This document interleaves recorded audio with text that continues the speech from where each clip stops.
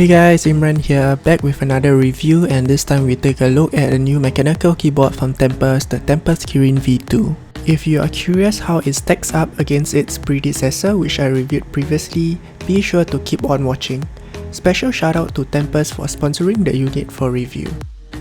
In terms of the overall unboxing experience, Tempest has certainly upped their game here. On the back of the box, you will find the standard specifications listed. Right out of the box, it comes with a hard padded case, which is really nice, especially if you are the kind to lug your keyboard around with you.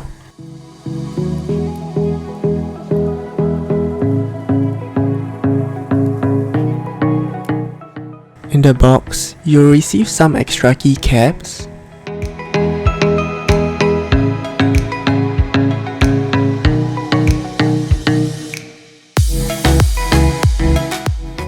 a switch and keycap puller, a braided USB cable,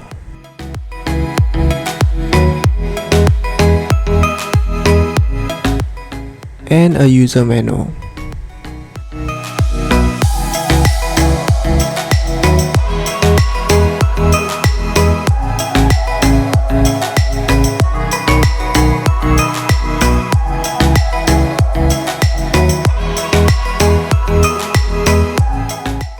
Lastly, the keyboard itself is well protected with a plastic dust cover.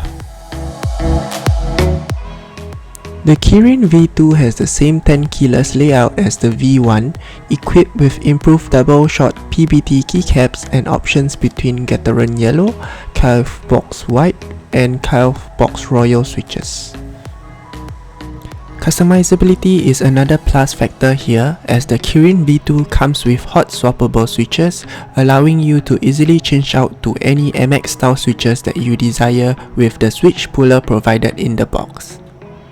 The overall footprint measures at 360mm length, 134mm width, 35mm height, and weighing less than 1000 grams. It feels considerably lighter than the Kirin V1 at the same size. Build quality of the board is solid with no flags, and it comes only in a black color board. It functions both through wired and wireless mode via Bluetooth, with compatibility for Windows, Mac, Android and iOS. Aesthetically, it comes fitted with a combination of white, black and pink theme keycaps. While the pink is quite subtle, I must say that it might not be of everyone's cup of tea.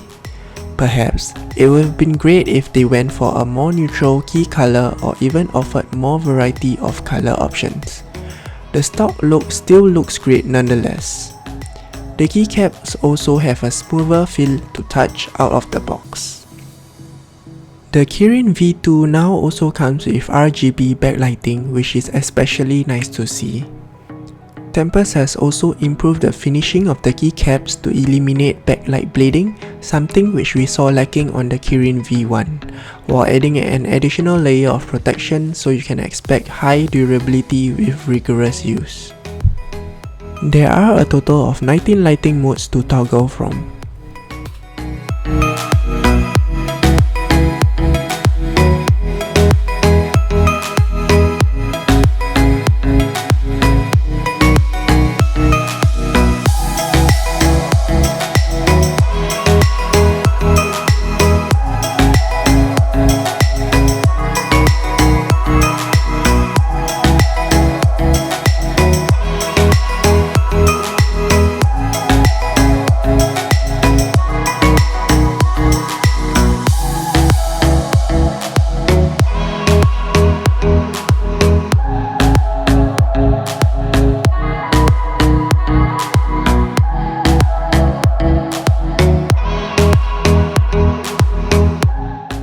In terms of overall typing experience, generally I do not have any complaints, as this will mostly boil down to personal preference. Compared to the Cherry MX Blues on the Kirin V1, I must say it feels and sounds slightly more muted, which is good if you still want a clicky experience but not wanting it to sound too loud or too pronounced. It also comes equipped with lubricated stabilizers, making typing feel stable and uniform throughout. Here is a quick sound test.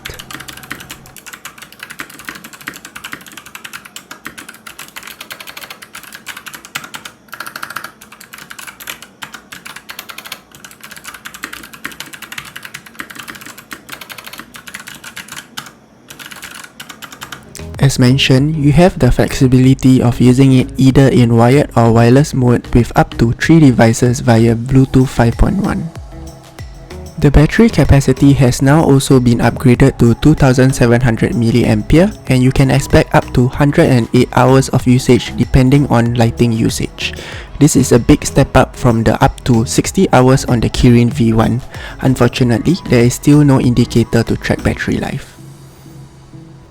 Like its predecessor, every functions from the media controls to lighting modes are controlled directly on the keyboard itself, so it is pretty much a software-free experience. One limitation to take note is that macros are no longer supported natively on the keyboard.